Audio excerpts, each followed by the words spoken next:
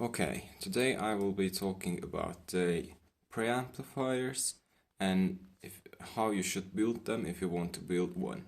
And of course, every electronic project needs a cat in it because they are so curious and they just can't help themselves without getting in front of the camera.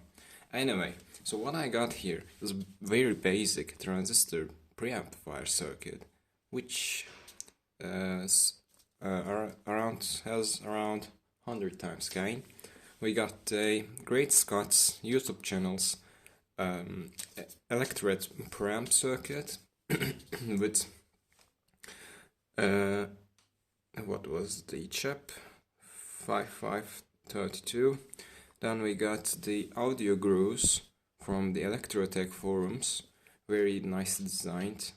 Again, electret circuit. So I will show you how you can build yourself a universal preamplifier for almost any microphone. So first I tried, of course, the simplest one, which was this. It works, but it's really not a reliable circuit. So let me show you this guy here. This is the positive connection. As you can see, it actually broke from here, so it doesn't work anymore, but this is the ground connection. So it's a very simple, this is a BC, which one this is? It doesn't matter, it's a very standard transistor, basically anything will work here. So this works, but it doesn't have much gain, and it is kinda noisy. I think this is because I accidentally put two of these caps in the reverse direction, call about luck. But again, I tried multiple versions of this. This is really not reliable. If you want to build a more reliable 2-transistor one, you should just add a resistor in here, like a 10K resistor in here, then put the same circuit, add it in here, so it will be 2 stages. Still, make your research about this. I did not try that. I just heard that it would be better if you added a resistor in here and just use another stage to prevent when you put a resistor here, the gain will be quite lower, so you will have to add another stage. So anyway, don't use the circuit. If you have an op-amp, just go for one of these that I will explain. So after that, I built this one. It's here, so let me get it on the camera. This one actually works, but I have a very important problem with this. It basically doesn't work anything other than a battery. It just doesn't have any decoupling capacitors, which was a real problem. So let me just zoom into this. As you can see, okay, let me just carry the tripod like this. Yeah, so you can see the circuit better without. Yes, there it is. So yeah, this is that circuit. It only occupies one of the op-amps inside this chip, so it's a little bit annoying, but it still works. So if you're going to use this, what I did was I put there was a 47 kilo ohm resistor in here, but instead I used a 10K. It was actually Audio Groove's recommendation for increasing the gain. So we got 1 mega ohm resistor in here, and we got 10K in here, so it gives us maximum 100 times gain. Then this guy, this 10 picofarad guy, is for eliminating the high frequency gain, so it decreases the high frequency gain. And what I did was basically, okay, sorry for the interruption. So I changed the mic to a dynamic one and added a switch in here. So there are actually multiple. Oh, fucking god damn it! Why everyone needs to be so loud when I'm trying to tell something? Like, what the fuck, man? I'm trying to record some fucking electronic project, and everyone just needs to be loud. Just door needs to like ring 4 times in a day, and it just when you record something, like it just telling you to not record anything. Oh fuck. Anyway, so what you need to do is this circuit has like 3 problems, which I wasn't expecting because I really like Great Scouts projects, and just this having this many problems was really surprising to me because I mean he's like an electronic god. How can he miss these simple steps? So what Audio Guru said, this doesn't have any decoupling capacitors. So as I said, if we try to power this from your computer's USB socket or a normal adapter, anything that's connected to the wall will cause too much interference, and you will not be able to use this circuit without any, like, you will not be able to use this without anything other than a battery. You need a battery if you're going to use this. So if you're still going to use this, use a 9 volt nickel cadmium battery and just charge that occasionally. It consumes around 2 milliamps, which is very low, so you should be able to run this quite a long time with a 9 volt battery. It's something like 100 hours, which is extremely good. And this needs actually minimum 6 volts. I saw somewhere that, some datasheets show 5 volts, but it's preferred to use 6 volt at least, so 9 volt battery will be perfect for this application. So my mistake was adding a potentiometer in here. So instead of adding potentiometer here, change the circuit, change the resistor to a potentiometer. Why, you might ask? Because this is literally the input. If you put a potentiometer in here, it will just pick up the interference when you touch this. So that's why I actually taped this guy in here. So another problem is this resistor was 1K, which was definitely too low. You want at least 4.7K and use 10K if you're going to use a 9 volt battery. So change this to 9K. If you are not going to use an electret mic, add a switch in here, which I will show in this switch. So one of the switches, I don't remember, opens and closes the thing. Another one just cuts the connection of this resistor. So when you're using a dynamic mic, you want this resistor to be gone, because if you just connect the resistor to a dynamic mic, it will just go and feed it with positive voltage, which can damage your mic actually. So definitely add a switch in here if you're planning to use this with different kinds of mics. And this is just too much for, like, don't use 2 of these, just use 1 of them if you're going to go with 100 times gain, like 10K and 1 mega ohm here. Just use 1 of these. Actually, you can go much lower, but I don't know the exact values. And you will need to add a capacitor in here, like something like 10 microfarads. Just this circuit is just too problematic. I don't recommend this. So what I recommend is Audio Guru's own circuit. So let's just forget about this guys in here. And there it is. So this is my actually final build, which is here. Let me just zoom out a little. Just zoom out. Zoom. Okay, very good. So this circuit works much better. It's basically noise free even at 200 times gain, and it provides perfect sound. Just listen me out in here. So I will tell you the differences I made while using this. So he gave this a lot of thought. The guy designed this. So actually this circuit has around 200 times gain when you use these 2 values, and when it has 200 times gain, this op-amp has a natural drop-off at high frequencies. So you don't need something like 10 picofarad capacitor in here to reduce the high frequencies, unwanted high frequencies. So what you want to do with this, again, as I said, this got a 10K for feeding the mic. You need a 10K resistor in here if you're going to use an electret mic, because electret mics require voltage same as the condenser mics, but they don't require a phantom power, which is why they are so awesome, and they are quite cheap. So I recommend you to use this with an electret microphone. But if you're going to try using a dynamic mic like I did, you will need a switch somewhere between here or here to cut this resistor. Now let me tell you the differences I made.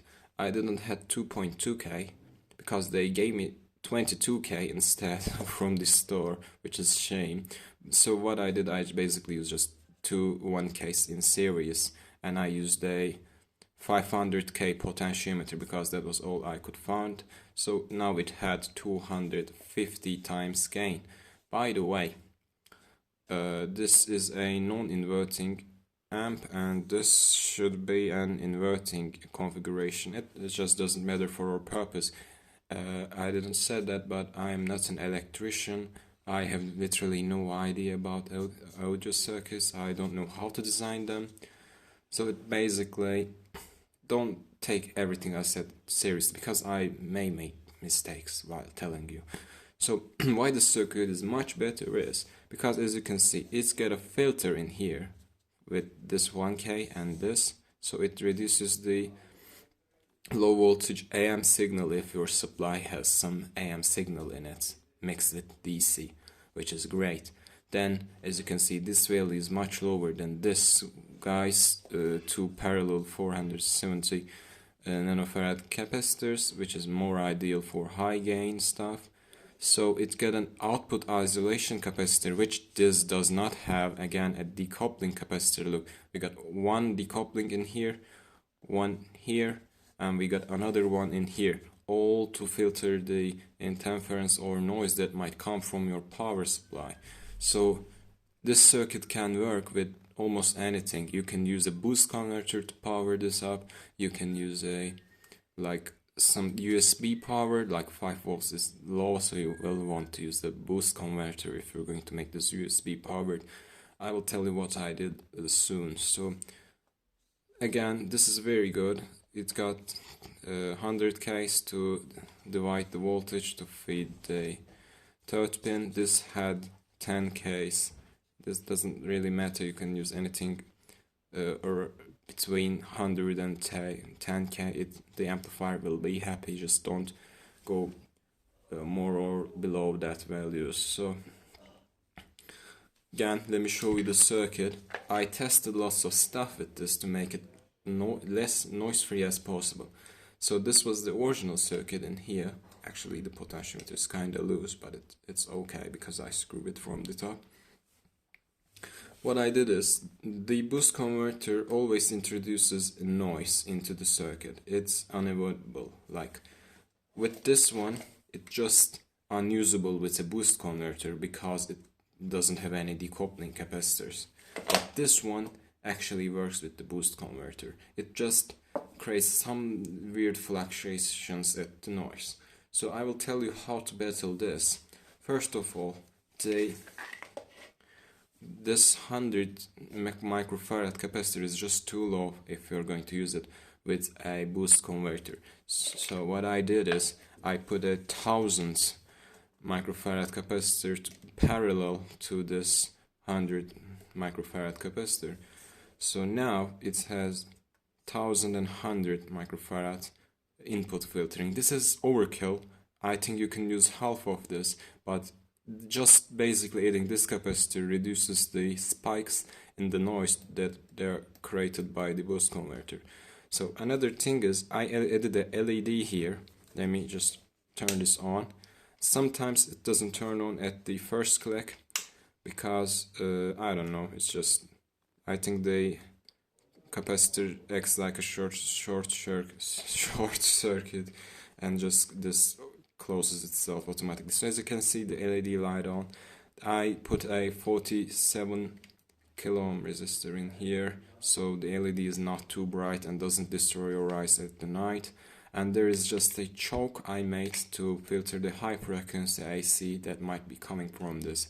So it's just basically a tiny inductor with a 0.5 nanofarad capacitor connected in series and connected like in here.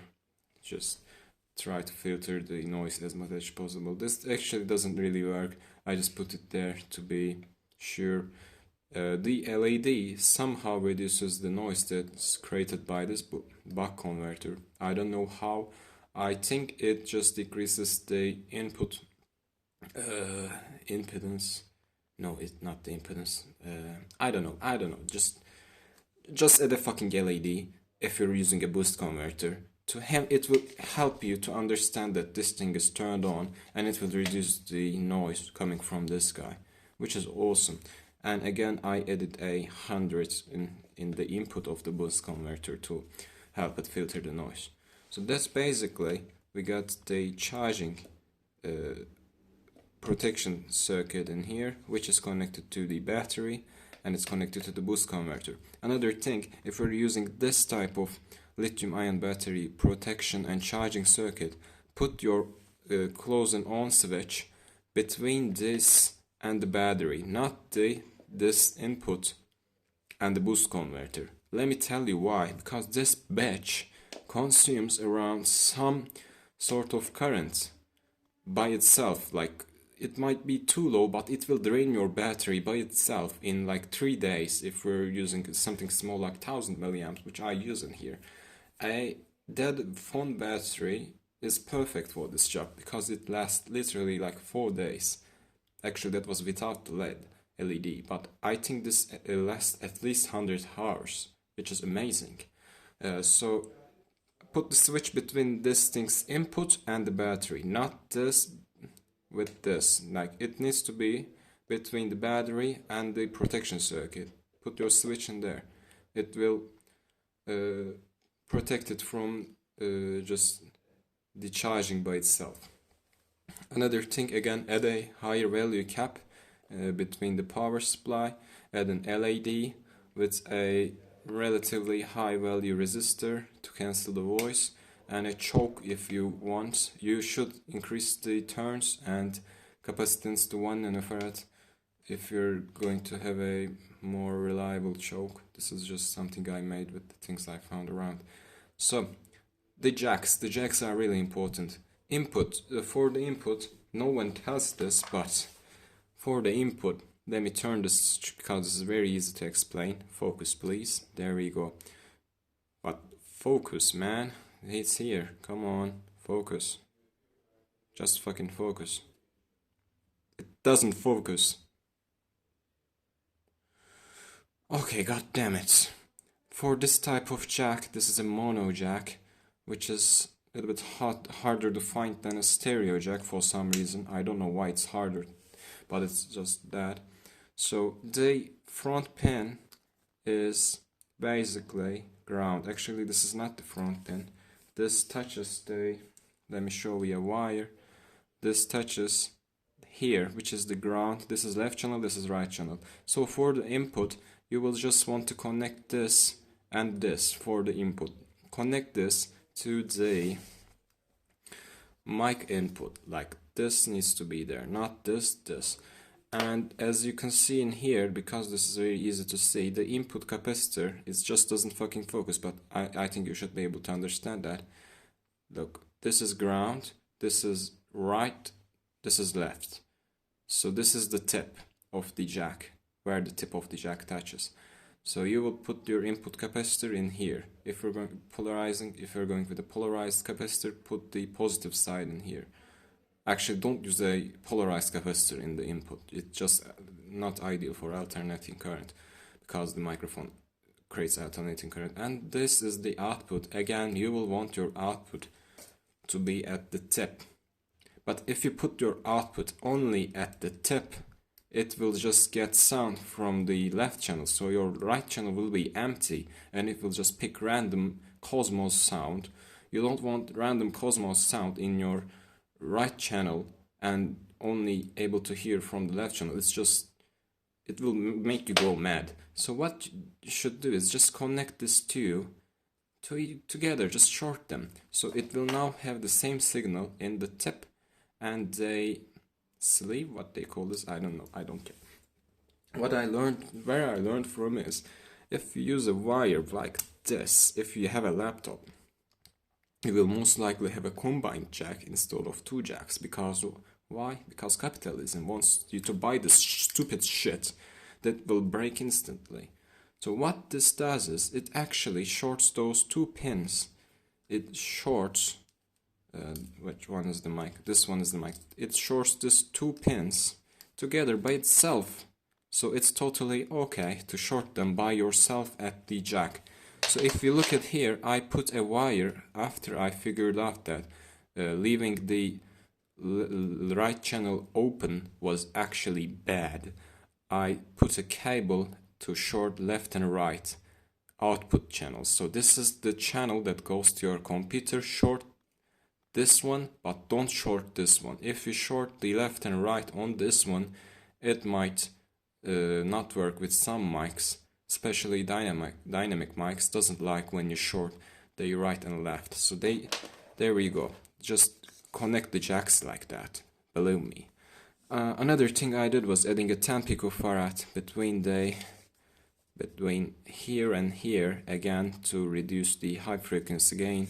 As I said, you don't need it if you are using a battery, but if you are using a boost converter to power this up, you will want this LED and the reducing capacitor in here and a higher value capacitance in the input. So this one is for using it with a condenser mic, actually an electrolytic mic. Actually, I think you can use this with a condenser too. I just didn't try it because I don't have a condenser, but this is an electric mic. Don't let it fool you with its professional looking shape. There is actually a small electrode capsule in it, and it just works awesome with the circuit.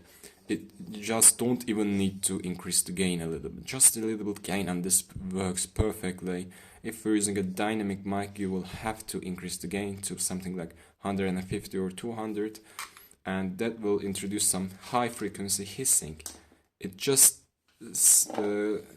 what's going on.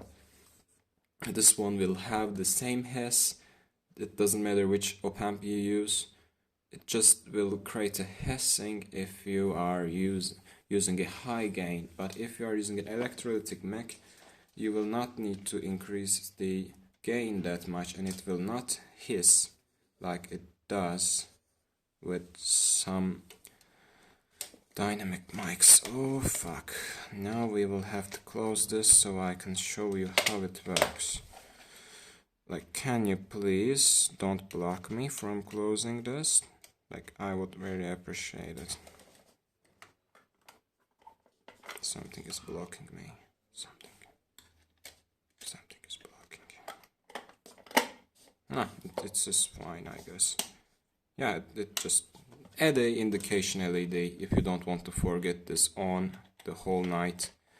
Just recommendation from me, listen to me and add in LED. It will decrease the noise too, for the reasons I don't know why. Just add an LED there. This box actually fits quite beautifully.